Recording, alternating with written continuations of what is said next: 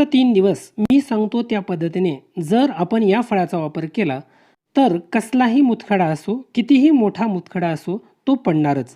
नमस्कार, माझ्या आरोग्य चॅनलमध्ये आपल्या सर्वांचे स्वागत आहे. आपल्या शरीरात असे अनेक आजार आहेत जे लवकर बरे होत नाहीत. अशा आजारांचा त्रास खूप भयंकर असतो. त्यातील एक आजार म्हणजे मुतखडा किंवा किडनी स्टोन होय. सध्याचा आहार, चुकीच्या सवयी, खराब पाणी यामुळे लहान मुलापासून ते मोठ्या माणसापर्यंत मुतखडा होताना दिसत आहे. जेव्हा याचा त्रास व्हायला लागतो तेव्हा आपण डॉक्टरकडे जातो, तेव्हा ते आपल्याला ऑपरेशन करण्याचा सल्ला देतात. जर आपल्याला ऑपरेशन न करता किडनी स्टोन बाहेर काढायचा असेल तर हा व्हिडिओ शेवटपर्यंत नक्की पहा. यामध्ये एक वेगळी पद्धती देण्यात आली आहे. हा उपाय पित्ताशयातील खडे देखील कमी करतो. त्याचप्रमाणे किडनीच्या आतील व ब्लॅडरमध्ये असणारे देखील खडे तुकडे होऊन बाहेर निघून जातात किंवा विरघळून जातात. त्याचप्रमाणे हा पोट साफ करतो, कोठा मोकळा करतो. युरिक इन्फेक्शन असेल ते देखील कमी करतो आणि वाढलेले पित्त देखील यामुळे कमी होते. उपाय अगदी सोपा असून यामध्ये आपल्याला 2 पदार्थ लागणार आहेत. यात जो पहिला घटक आहे तो म्हणजे सागाच्या झाडाच्या बिया. होय मित्रांनो, सागाचे झाड बऱ्याच लोकांना माहिती आहे. सागाला टिक प्लांट असे इंग्रजीमध्ये म्हणतात. सागाचे लाकूड घरातील वस्तू बनवण्यासाठी अत्यंत उपयोगी असते, हे आपल्याला माहीतच आहे. त्याचप्रमाणे याच्या बिया देखील आयुर्वेदिक उपयोगाच्या असून याच्या वाळलेल्या बिया आजच्या उपायासाठी आपल्याला लागणार आहेत.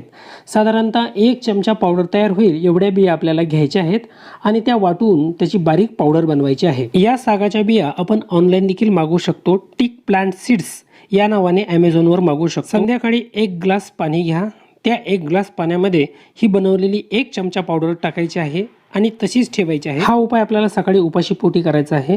आता हे जे मिश्रण आहे याचा अर्क पाण्यात उतरला आहे, ते गाळून घ्यायचे आहे आणि गाळल्याच्या नंतर आपल्याला यात एक दुसरा पदार्थ मिक्स करायचा आहे. तो अत्यंत महत्त्वाचा आहे. हे आहे इडलिंबू. इडलिंबूला आयुर्वेदात अत्यंत महत्त्व असून मित्रांनो याला हिंदीमध्ये गलगत लिंबू, निंबू जंबारी किंवा कागदी निंबू असे म्हणतात. याला इंग्रजीत सिट्रस लेमन किंवा रफ लेमन हे नाव असून याचे शास्त्रीय नाव सिट्रस जंभारी हे आहे. याची एवढी नावं सांगण्याचा उद्देश हाच की ते तुम्हाला सहज ओळखता आलं पाहिजे. याला गावठी भाषेत गळलिंबू किंवा सुळ्या लिंबू असे म्हणतात. तुमच्या भागात या लिंबाला काय म्हणतात कॉमेंटमध्ये नक्की टाका, म्हणजे इतरांना त्याचा फायदा होईल. या लिंबूचा वापर पहिल्यापासून मुतखड्यासाठी केला जातो आणि बऱ्याच लोकांना याचा वापर माहिती देखील आहे. पण आजचा उपाय जरा वेगळ्या पद्धतीचा आहे, त्यामुळे व्हिडिओ शेवटपर्यंत पहा. मित्रांनो, या इडलिंबूमध्ये थायरामाइन, ऑक्टोपेमाइन आणि सिनेरफिन हे घटक असतात जे अम्लपित्त वाढू देत नाहीत, अजीर्ण कमी करतात. त्याचप्रमाणे डोकेदुखी, पचनसंस्थेचे विकार हे देखील नियंत्रणात आणतात आणि कोलेस्ट्रॉल कमी करतात. त्याचप्रमाणे शरीरात असणारे अनावश्यक घटक काढून टाकण्याचं काम हे इडलिंबू करतं आणि या इडलिंबूचा आज आपण किडनी स्टोनसाठी उपयोग पाहणार आहोत. साधारणतः 1/3 इडलिंबू घ्यायचा आहे, म्हणजेच 3रा भाग, आणि त्याचे सालीसह कापून तुकडे करायचे आहेत. सालीसह कापून तुकडे केल्याच्या नंतर हे मिक्सर किंवा इतर कुठल्याही साधनानं वाटून घ्यायचं आहे आणि बारीक करायचं आहे. आणि बारीक करून यातून गाळून आपल्याला स्वरस बाहेर काढायचा आहे. मित्रांनो, पद्धती नीट लक्षात घ्या.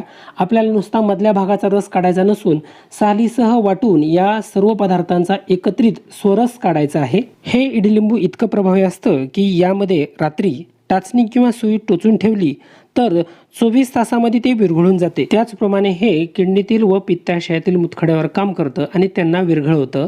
आता आपल्याला हे जे रस निघाला आहे, हा रस आपण जो सुरुवातीचा सागांच्या बियाचं पाणी तयार केलं होतं त्यामध्ये हा रस 2 चमचे टाकायचा आहे आणि चांगलं मिक्स करून घ्यायचं आहे.